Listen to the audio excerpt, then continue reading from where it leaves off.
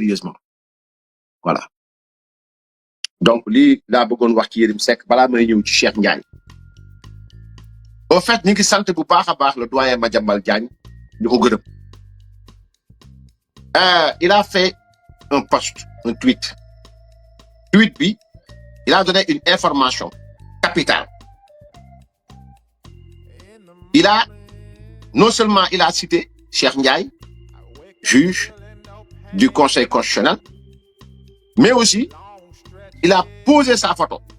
ci poste bi et il a donné une date et des faits yoo xamante relaté na kon kooku li muy wax ñeme na ko c'est-à-dire ça am boo amee poste Madiambal Diagne c'est-à-dire Madiambal dafa bind poste wax ci lim ci wax mu clair mu cité le nom de Cheikh Ndiaye wax date wax li nga xamante ni moom moo xew alerte Sonko a rendu visite il n'a pas dit aurait il n'a pas utilisé le conditionnel il a été très clair précis nee na Ousmane Sonko dem na seeti ji le juge Cheikh Ndiaye membre du conseil constitutionnel le vendredi 5 juin 2026 à Toubab Dialaw. Cet tête-à-tête qui a duré 2 heures alimente les suspicions, d'autant que le conseil constitutionnel est du contentieux sur la validité du siège de député de Sonko. Donc Yérim a été très clair. nee na Cheikh Ndiaye dafa Ousmane Sonko moo dem seeti Cheikh Ndiaye Toubab Dialaw gisee moom le 5 juin fekk na opposition bi saisir nañ le conseil constitutionnel ba pare Ousmane Sonko jóg dem seeti ki nga xam ne moom membre conseil constitutionnel selon Madiambal Diagne ñu toog waxtaan pendant 2 heures de temps Madiambal nag xamal na leen ni loolu mën na jur ay suspicion mooy kenn ku ne da ngay am sa xalaat ak sa gis-gis mais jëf ci aussi man ba mu ko liiree dafa am lu sama xel dem rapidement parce que xam ngeen ni ça va yónnee naa la ko suma juumul xam ngeen ni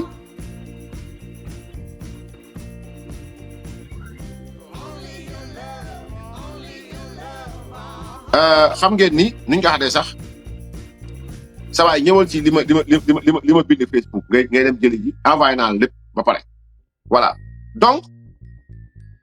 Ousmane Sonko au fait fexe na ba nekk président assemblée nationale dafa am ci révision constitutionnelle bi avant projet révision constitution bi loo xam ne bi Madiambal waxee man ma déggu sama xel ci loolu la def waxuma li mu wax am na gëm naa nag Madiambal Diagne Madiambal lu mu wax dama koy téye parce que xam naa ko su ma nee kon selon Madiambal Diagne selon le poste de Madiambal Diagne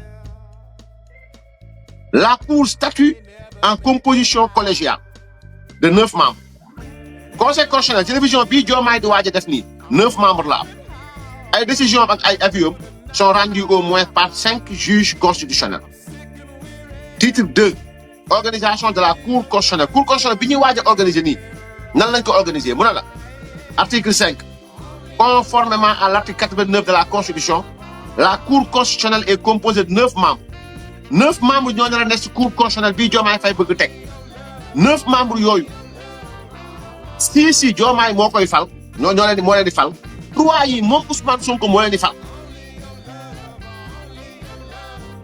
kon bi ma déggee loolu sama xel dafa dem ci 3 yi Ousmane Sonko war a fal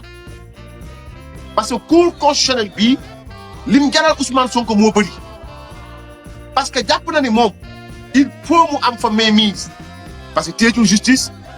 téyetul intérieur xamatul lu xew ci réew mi kon am na ñett yoo xam ne moo leen war a fal man nag li ma gis mooy dafa mel ni comme tey ASC Cosaan di football ñu gagné ko mu réserve bi mu defee réserve ñu jékki-jékki gis président ASC adverse bi dem kër président CQRP wala benn membre si waa CQRP moment bi nga xam ñun déposé nañu réserve kooku supporter bu mu gis mu dugg fa sa xel dina ñaaw ci moom. wala ñu ne examen ngi nii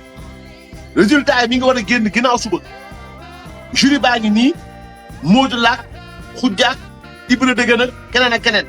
ñu jékki-jékki gis benn parent d'élève koo xamante ni dafa yor wala mu am influence dem seeti benn membre ci jury bi beneen élève bu ko gis buñ nee élève boobu am na ëllëg sa xel dana ñaaw lool parce que dama naan gis naa papa yi diw demoon seeti membre jury diw kon loolu mooy suspicion loolu di am ci xel yi mooy suspicion moo tax législateur bi dans la loi organique bi nga xamante ni tey jii nii moo tënk conseil constitutionnel dans la loi 2016-23 du 14 juillet 2016 bu ñu la waxee cour conseil constitutionnel juge ba nekk dañuy waat ci lan la ñuy waat maintenant ci lan la ñuy waat donc saa yi demal ci waat bind naa ko sànq yónnee naa la ko voilà mooy maa ngi direct nii yónnee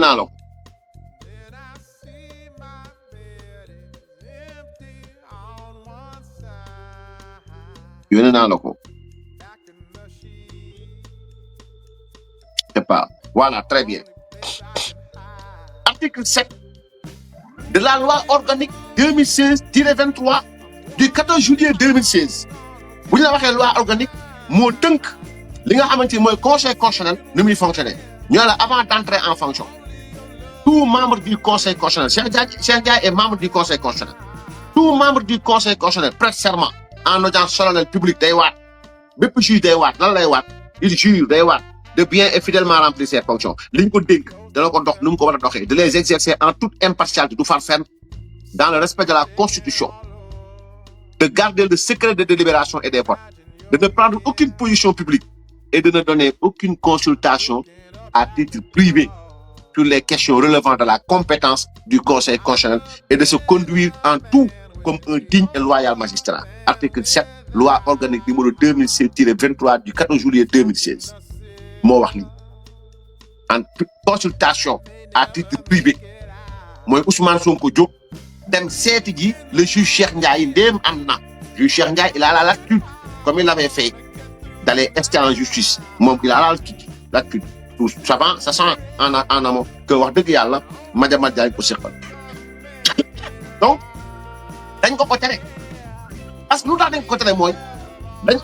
2 heures temps yooyu dara leeru ci lu ngeen wax parce que yow Cheikh Ndiaye politico massage dama lay wax li Ousmane Sonko di dox lu mu doon et daal Ousmane fu mu jóg di dem politique moo fa am fu mu jóg di dem xaalis moo fa am fu mu jóg di dem massage moo fa am fu mu jóg di dem ay fen moo fa am te man gëm naa ni Cheikh Ndiaye du wax lu dul dëgg jàpp naa ni Cheikh Ndiaye demul massage jàpp naa ne Cheikh Ndiaye deful nangam parce que magistrat la aussi am na loo xam ne damay am limite du ma ko wax sérieusement parlé mais Cheikh lan la war a wax ak Ousmane Sonko suspicion la ci ñun dara leeruñu ci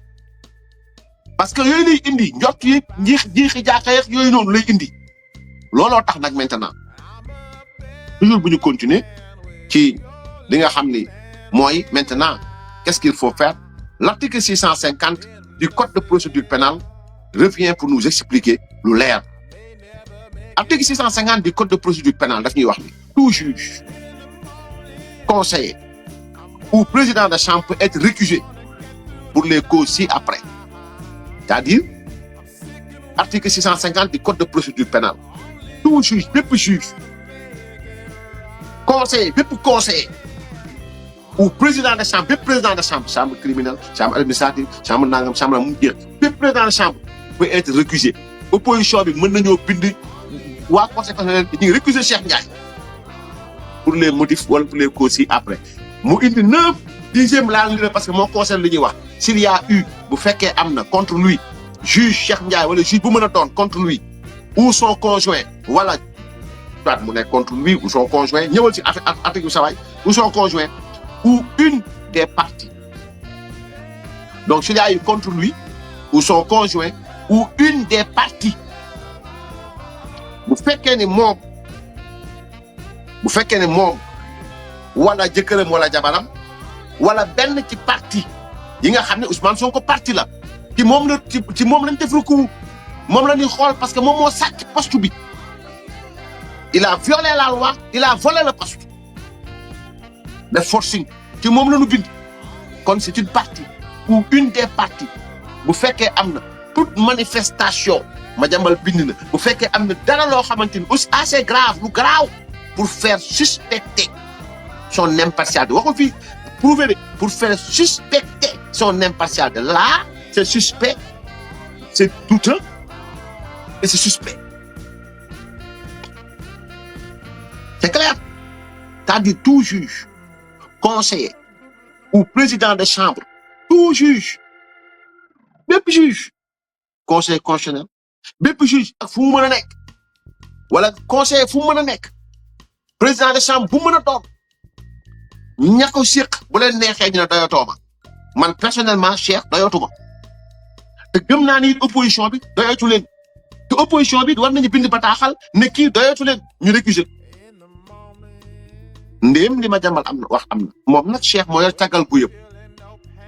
bu ko neexee mu xëy comme te mënul jël position publique bu ko neexee mu saisir la justice bu ko neexee mu def lu ko neex ma jàmbal la suba sax dina wax amaana mu ñëwaat ci parce que ma jàmbal moom bu waxee benn wax bu ko tuujee dafay ñëw mu jamaat encore voilà donc ordinateur mooy waaj a fay. Maintenant tout juge,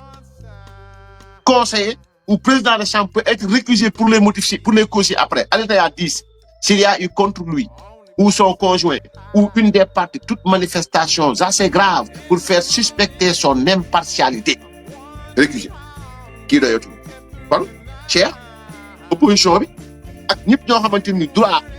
ak yelleef moo leen intéressé jot na nag wax dëgg yàlla ngeen leeral ngeen wax Cheikh na leeral ndax Sonko dem na fa waawam déet te nag Cheikh dinaa la wax benn affaire ndéem am na yaa ngi ko séq ak ku rataxle billahi yaa ngi ko séq ak ku rataxle mbay rataxle wax na ban dàq ko fonction publique mu wax ban dàq ko primature maanaam mbay rataxle ku mu dem rataxle tax ñu maanaam mbay wax na rataxle bañ dàq ko fonction publique administration mu wax rataxle bañ condamné ko mu ñàkk candidature am rataxle bañ dàq ko primature mu condamné nag rataxle moom ma nga alénaatu bis bu ne muy xëy di wax mbay rataxle seex nga koog nax bu fekkee am na mbay rataxle lu ne lay wax lu mu gis mu siiw lu mu xam mu siiw lu mu yëg waxuma laat nag loo xam ne seex nga koog moom mbay daal leen rek la fi waxtaanagul mooy ba muy wax suñu yaay booy leneen la may waxtaanagul te di jéem a dóor dégg naa ko mu ne sa waay indi pig waay ma jël sama kii bi man tey sama gars yi moom dañoo raakaaju quoi indi pig tuuti waay baal leen ma de sama gars yi baal leen ma tuuti rek. bon voilà ñu terminé à rendre à Dieu et à ma conscience. man li ma wax bu ma leeree ni lii moo baax. lii mooy yoon wi. lii mooy intérêt réew mi. adduna bi buñ doon tas yow xam nga loolu ci man. du ma ko sax yëgal sama yaram ba pare yàlla daf ma may benn affaire. man la contradiction pour moi c'est le moteur de l'histoire. man dama ñeme contradiction. waaw loolu moom dëgg la. yaa ngi dégg. man aw ma problème ci loolu. aw ma problème ci ma critiquer parce que. xam nga lu tax man wutuma nekkuma politicien. nekkuma ci stratégie d'image. ban Akhenaton mun ma Akhenaton Seck et cetera tout ça ma xam ni moom la moo ko. ñu waxtaan. comprendre dara yow waaw. on a discuté et cetera. et depuis lors on c'est bon man yëpp bu ngeen discuté yéen a xam am na yoo xam moom sama àdduna moom du ma mës a discuté ak ñoom. très bien Cheikh monsieur le juge Cheikh Ndiaye Madiambal nee na Ousmane Sonko fekk na la tubaab jalaaw première chose mooy nañu xam ndax tubaab jalaaw nga dëkk wala dëkkoo fa le 5 juin la wax la Ousmane Sonko fekk tubaab jalaaw fekk na la fa ngeen wéet ñaari waxtu yooyu nag maintenant lañ soxla xam lu ngeen fa waxtaan nee naa la mënu leen fa waxtaan affaire u massage parce que intéressé wu la mënu leen fa waxtaan affaire u fonds politique intéressé wu la mënu leen fa waxtaan affaire u complot boo ko waxee mooy daanu nga ba dugg ci mboy mi parce que Ousmane fu mu toog complot lay wax ba yowmal xiyaamatul akbar bu yàlla dekkalee jaam yi xam naa ñu gën a tax yàlla naan al yawma naftimu ala afwaahihim ña yàlla na la tëj seen gémmiñ parce que foog mu wax bu ne tëppét yowmal xiyaam malaaka yi taxaw jaam yi taxaw moo nar a tàddal alaxira parce que fa lay nekk naan moo ci da koo complot ak Malik da koo complot ak Israël da koo complot ak Azraïl dafa sañ a wax fa la yàlla tëjee làmmiñ te bu yàlla tëjee làmmiñ Ousmane musiba am donc yow Cheikh donc yow xam nga ni demoo massage loolu intéressé wu la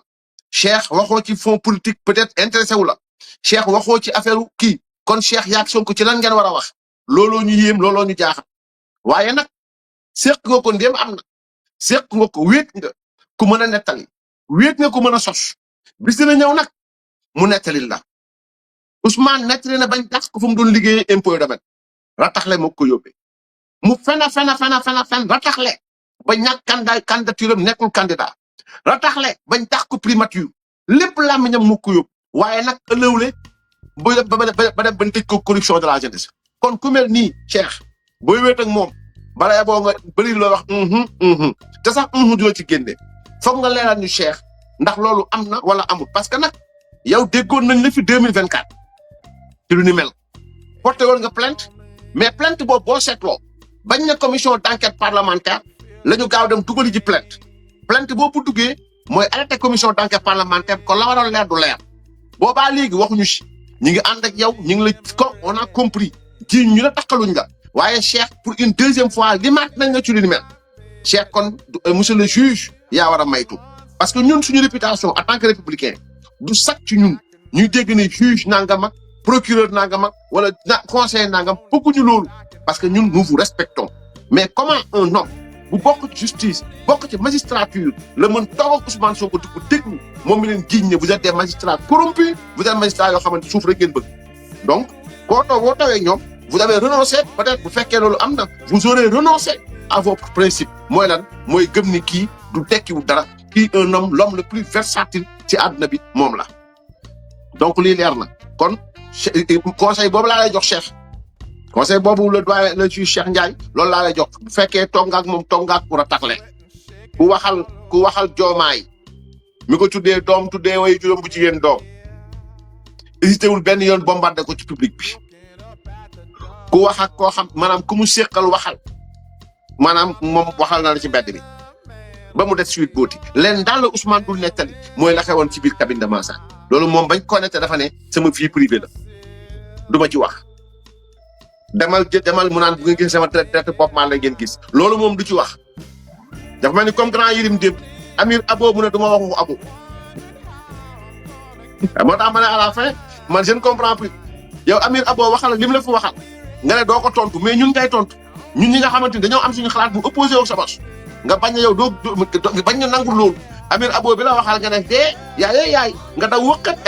tegal vidéo Yérim boobu nga daw wëkkat ne doo ko tontu daw wëkkat Yérim kii yow ki nga war a tontu mooy Abo kon yaa Ousmane Sonko dafa mel ni yéen a ngi commencé xaw a yem parce que li la intéressé jéemoo sax wax mooy Amir Abo tegal Aïssatou Diop Fall li mu ko wax tegal Aïssatou Diop Fall ba mu ko laaj si wax si Amir Abo. non man duma wax ci affaire boobu. non je la parle pas. léegi Cheikh Yérim Seck moomu di wax dafa bari lu ma war a wax ci Cheikh Yérim Seck mais damay xaar. waaye yéen bu nga ragal Amir. non du dul réew mi non waaye yow. dama dul wax ci loolu rek. Yérim lii yow la lii sama biir kër nga waxe wax ju tax nga duggoon ci avion ji sama kër nga jóge direct aéroport. mais gis naa sa laaj ni bonam toile on dirait que tu es en train de rougir. waaw maa ci waxul. ok dama lay wax nag na la vidéo yëpp maa ngi ko téye Cheikh Yérim ndax damay xaar sa tontu ndax yow journaliste nga ku wax nga tontu ko barke Xaadimu Rasul bis boo ma tontoo ñu tontonte Yérim nañu def confrontation demal ci télé Maïmouna Ndour Faye bi ngay toog di wax toogal foofu ñu def appel man ak yow wala ñu invité ni ñun ñaar ñu toog wax li nga xam ci man yëpp nga génne ko man li ma xam ci yow nga ne ma permettre naa la nga génne ci benn. yéen Amir kon da ngaa ragal Amir nii. waaw bay bëgg a yow ak yow Amir waxal yëpp fii si réew digg réew nii. kon léegi lu ko neex ba koy taxaw. kon Yérim neexu ba neexu Yérim nag moo man sax man may naa la nga yeb ma sérieusement parler parce que man at lu mu naqari ak lu ma mer ak loo ma tooñ parce que da nga ma tooñ ñaanuma yàlla bis bu ma naree toog te damay jéem a yàq Yérim Seck xamulu ma ko dara sax nag sérieusement parler maanaam ma koy jéem a fi di pande bis boobu lu jaxate raxasoo maa ko naan bis boobu maay gën a yées si républicain yi du ma genre boobu je ne renierai jamais su may principe de loyauté ak amitié ni ma mel ci Macky Sall noonu laa mel ci amitié wallahi lazim dara jaralu ma ko waaye nag